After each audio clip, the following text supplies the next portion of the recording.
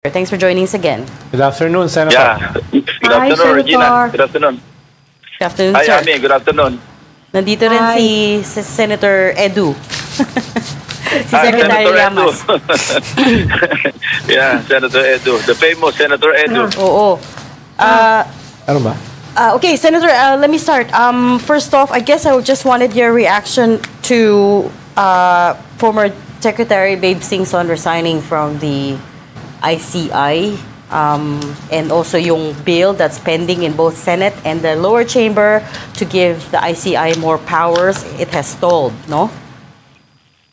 Yeah. Hopefully next week we'll be able to pass the Senate version, and I just hope the House will follow suit or even get ahead of the Senate in passing the bill, the counterpart measure.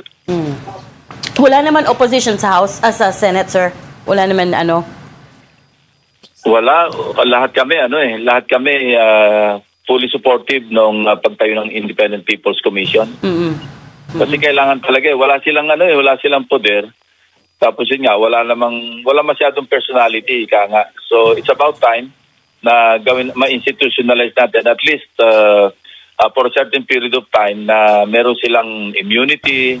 I don't know how we will go about giving them the contempt powers kasi baka sa court lang po pwede yan. Although yung Senate or Congress as a legislative body, pero naman din kaming contempt powers.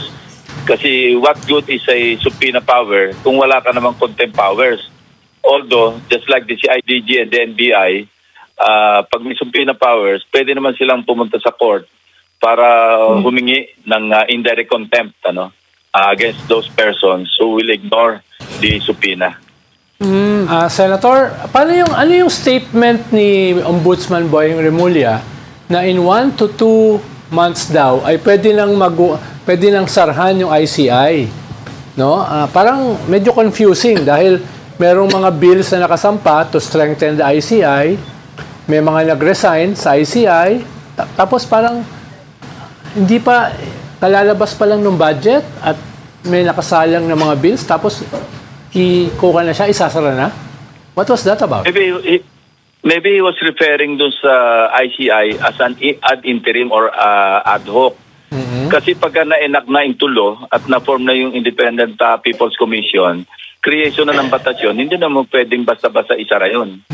So baka ang nire-refer niya, baka ang context, yung pinanggagalingan niya, kung may pasa yung batas, wala na yung ICI. Naging IPC na. Pero parang ang context ng pagkakasabi niya, parang yung ombudsman na kasi ang gagawa nito eh. Parang ombudsman na yung bahala. Parang ganun yung context ng kanyang pagkakasabi na magsasara na. Kasi inaapura sa both houses yung pagpasa ng law eh. Correct. Yeah. So I don't know how to reconcile yung kanyang statement doon sa inaapura ng dalawang houses. Yes. And hopefully ma-certify as urgent ni President Marcos para wala na yung 3-day rule. Kasi kami, we're expecting na maipasa namin yung on third reading yung budget on Tuesday kasi holiday sa Monday. So simultaneously, pwede na namin isaran din o mag-amendments, period of amendments na kami sa IPC do sa bill ni Senator Soto. At by Friday, kung merong certification from the President na urgent measure, baka pwede namin maipasa within the next week. Yes. In relation dyan... Senator, kasi... In relation dyan, Senator... Parang lukewarm, Senator, ang Malacanang dyan sa ICI ngayon eh. Unang-una, inabot ng 1 buwan bago lumabas yung 41 million. Pangalawa, nag-resign 2 weeks ago pa pala si Babe Singson. Babe Singson. Hindi natin alam. Nalaman lang natin nung nag-leak yung story at sinabi na ni Andres Reyes, kinonfirm. At wala namang pinapalit nyo yun. Mukhang parang lukewarm na yung Malacanang. Simula nung na-appoint na si Boying Remulla na ombudsman, mukhang pababayaan na lang ombudsman na lang, palakasin na lang yung ombudsman. Well, ICI just like the Senate Blue Ribbon, yung ICI just like the Senate Blue Ribbon Committee or any investigating body, na once mag-file ng information ng ombudsman or the DOJ at nasa court, papabound na ng sub-judice rule. Hindi na rin masyado makakagalaw yung mga nag-iimbestiga. So, probably, dahil mukhang pinapast track naman ng DOJ at saka ng ombudsman, yung pagpapile ng mga kaso, baka kaya siguro nagkaroon na ng konting, siguro, parang iniisip nila, baka duplication. But I hope it's not that, ano? I hope it's not, I hope they're not really, they have become lukewarm. I hope not. In relation Kasi dyan, pati nga yung ICI, ano di ba? Parang medyo disappointed din yung mga tao kapareho yung live stream. Lahat ng big fish na humarap sa ICI, nagpa-executive session. Kaya para pa. Hindi ba? Yeah. It was supposed to take over your job sa Blue Ribbon. Yun ang inaasahan ng mga tao na ganong klaseng investigasyon. Ngayon, sunod-sunod na. I think magiging yun na yung magiging president Lahat ng dyan gusto, executive session, para pa yan. Yeah. In relation dyan, Senator, ay very explosive yung naging last hearing nyo sa Blue Ribbon, no? 2 weeks ago. Lalo na yung mga testimonies ni Yusek Bernardo. Ano lang status ngayon ng Blue Ribbon in relation dyan? May mga bago pa bang susulpot na mga hearings? Or for now, wina-wind out yun na yun? Yeah. Meron actually nakipag-ugnayan. Ang mga latest development na medyo naudlot din, kasi si Diskaya, pinayagan ko last Monday, eskorta ng OSAA, para kunin pa yung additional ledgers. Remember, 6 lang yung ledgers na pinuduce niya against the 17 congressmen that they named. Ano?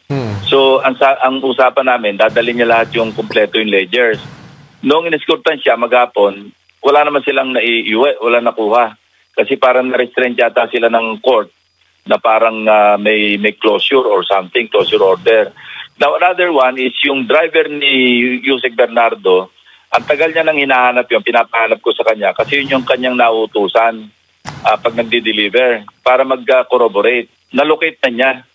So, I was hoping, pagsasamahin ko yun, yung ledger, yung si alias Nino, yung driver niya, tapos yung si Undersecretary Cabral, nagkaroon din ng pakipag-ugnayan sa amin through the lawyer or lawyers, ano. Pero somehow, hindi ko masyadong gusto yung feedback, no. Kasi hindi ganun ka all out nga. Just like how we started with Yusek Bernardo, the first time I met him, very elusive, at pareho rin yung kanilang opening statement. Ang unang sinabi sa amin tatandaan ko nun si Yusek Bernardo, the first time I met him with my 2 staff, kasi may nag-arrange. Ang unang sinabi niya, hindi ako nagmamalinis kasi siyempre pag birthday ko, pag Pasko, nakakatanggap ako ng gift, mga 100 million. So, medyo sinipa ko yung sa ilalim ng staff ko. Bayaan lang natin ito, huwag na natin kontrahen kasi alam mo, yung birthday gift ng 100 million, hindi birthday gift yun So, parang ganun din yung opening ng through the lawyer, ni Yusek Cabral. So, sabi ko, tingnan lang muna natin kung sila yung mag-initiate sa susunod and then we proceed from there. So, eventually, yun nga, kay si Yusek Bernardo, nag-research muna kami na nag-research. So, second meeting, medyo na-corner na namin siya. Kasi binigyan ko siya ng ilang magic words na alam niya yung alam ko yung tinatanong ko, alam ko yung sagot. So yun din ang sinabi ko, alam mo Yusek, ako pag nagtanong, alam ko rin yung sagot kaya wag mo kami bubulahin. So doon siya nag-start na nagsimulang, yun nga, nagsabi na ng talagang lubos-lubusan na. So doon kami start Sen, were the ledgers valuable? Did it have is it good evidence that's going to stand up in a court of law? Those are very valuable pieces of evidence kasi yun ang magko-corroborate sa testimony. Remember kung mag-testify na ako nagbigay dito, nagbigay doon, tapos supported by ledgers, especially na yung ledger authentic, hindi yung bagong gawa na sumunod lang doon sa kanilang testimony. And there are ways to find out kung authentic yung ledger or ledgers. Just like yung kay Bernardo, meron siyang digital files na maski parang na-installment yung kanyang sa pamamagitan ng puro supplemental affidavits, meron pinagbabasehan. Yun ang ano doon. So, ano lang yung nakalagay sa ledger, Sen? Is it just the kickbacks or... No, may mga dates at saka may mga amounts. Saka may mga location, gano'n. Kung saan dineliver. Kung sino yung tumanggap, gano'n. So parang kanyan, Napoles Ledger, Senator, no? Nung kay Louie. Very vital na evidence yun eh. Yes. Kasi yung items, alam ba, si Bernardo, di ba, nung nag-testify siya, meron siya sabi laging Annex A, Annex E, Annex B, na kung saan, nandun talaga yung items. Kasi kung basta salita mo lang, na wala naman yung listahan, yung items doon sa GAA, medyo hilaw yun, di ba? How about the Gutesa issue, Senator? Dahil sinasabi ni Saldico, i-corroborate ni Gutesa yung kanyang testimony, yung mga sinasabi niya. Nasaan na ba? Ano bang status ngayon ni Gutesa? Wala nakakaalam eh. As a matter of fact, hindi lang i-corroborate. Sinabi niya, kinorroborate daw. Pati yung pagdadala ng mga deliveries. Pero as far as Gutesa is concerned, yung testimony niya sa Blue Ribbon, binding yun eh kasi sinumpaan niya sa Blue Ribbon. Pero for purposes of prosecution, baka hindi admissible sa korte yun dahil lumabas pa nga yung notaryo niya napeke. So walang pinagbabasihan ngayon yung kanya affidavit. Ang pwede lang gamitin yung testimony niya sa Blue Ribbon, pero hindi naman ganun kasimple yun because pag nag-preliminary investigation, he has to appear physically sa DOJ o sa Ombudsman para i-affirm niya yung kanyang affidavit personally sa harap ng prosecutor. Susumpahan niya ulit yun eh. Kasi ganyan ang procedure eh. Pagka-testigo ka, lalo kung respondent ka, pag sinupina ka, sinumon ka, pupunta ka doon para i-affirm mo yung maski nakanotaryo ka na o maski sworn and subscribed na yung statement ko, susumpahan mo pa rin yun para ma-affirm mo sa harap ng prosecutor. Ang problema, nasaan si Gutesa? Senator, may isa pa tayong ngayon, yung issue ng budget. Bago na naman kami natutuhan yung allocable. The allocables. Ako rin. Nilagay yun nung Pero nilagay yun, di ba, nung NEP pa nung paggawa pa ng National Expenditure Program. Anong gagawin yung paglilinis siya? Malapit na matapos yung budget. Malilinis ba siya? Wala na. Erase na lahat yun. Inerase na namin. Wala na yung allocable. Okay. Ano na yun?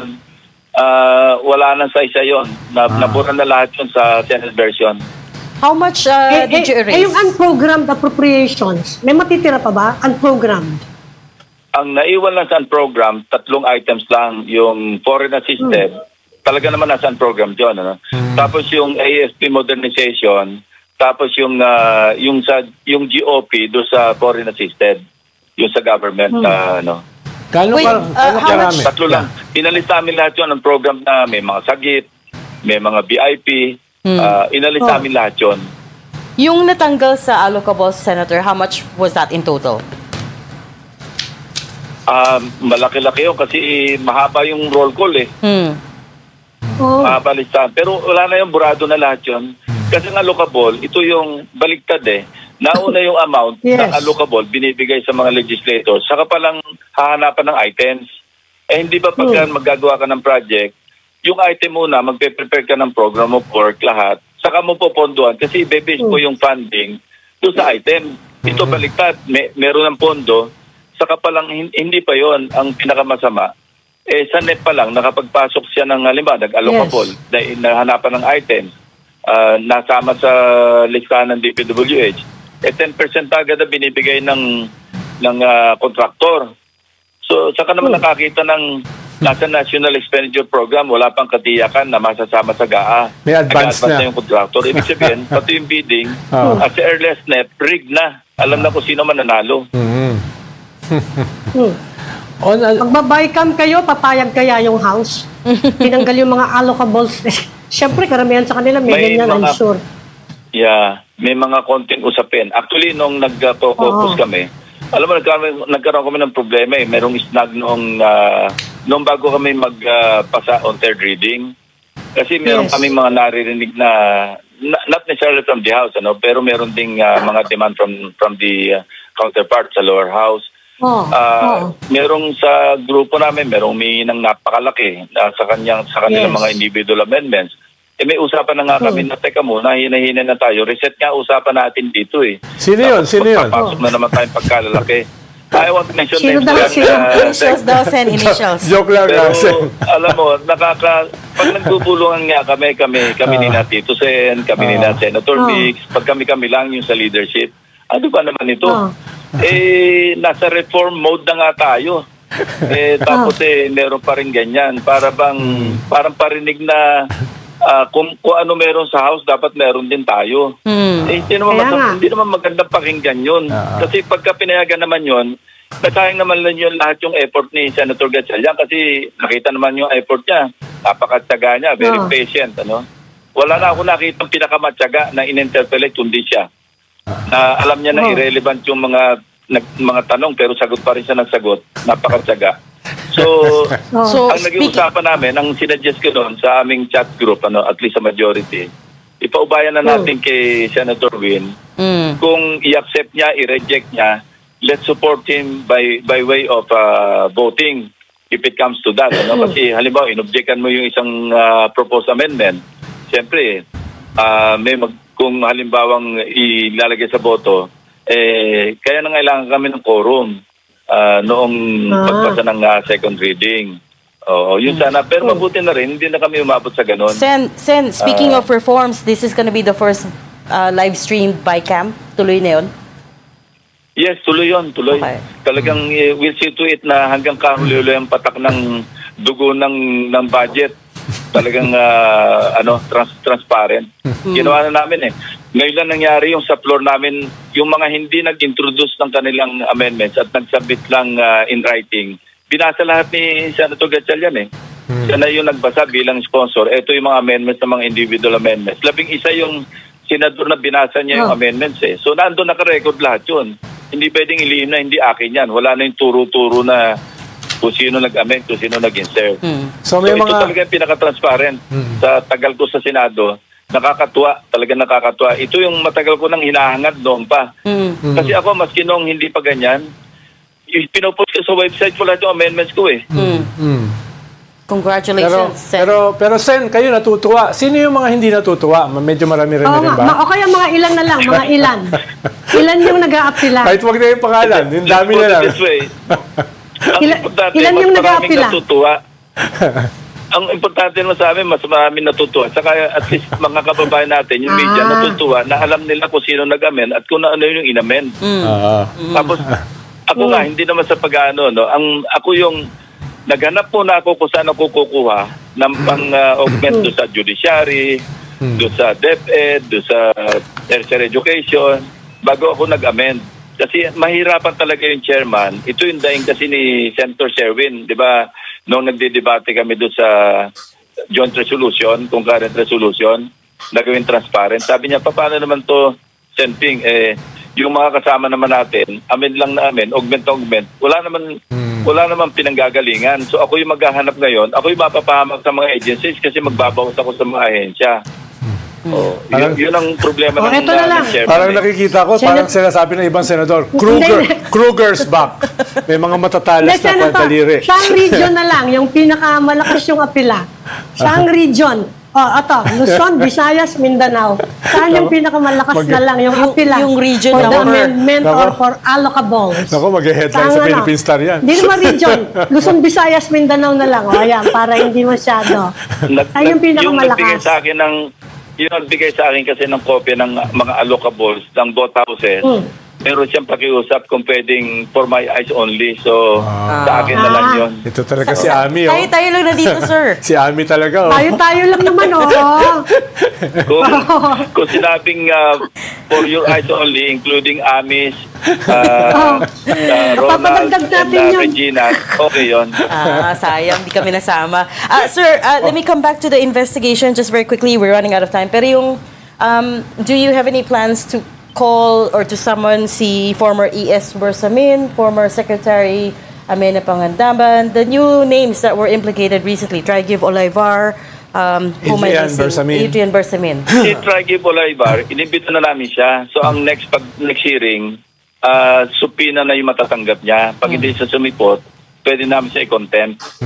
Pero sina ES Bersamin, sina Secmina, wala naman direct pag-implicate sa kanila eh.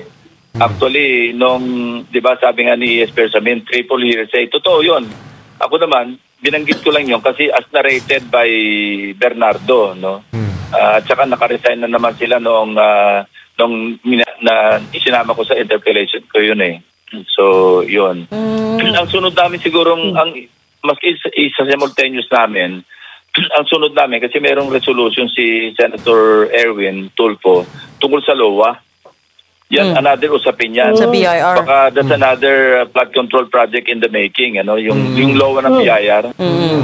Ano rin yan, isang napakalaking issue rin yan. Ang lakas ng clamor ng business community yan eh, ng business sector. Matagal na yan problema, sir.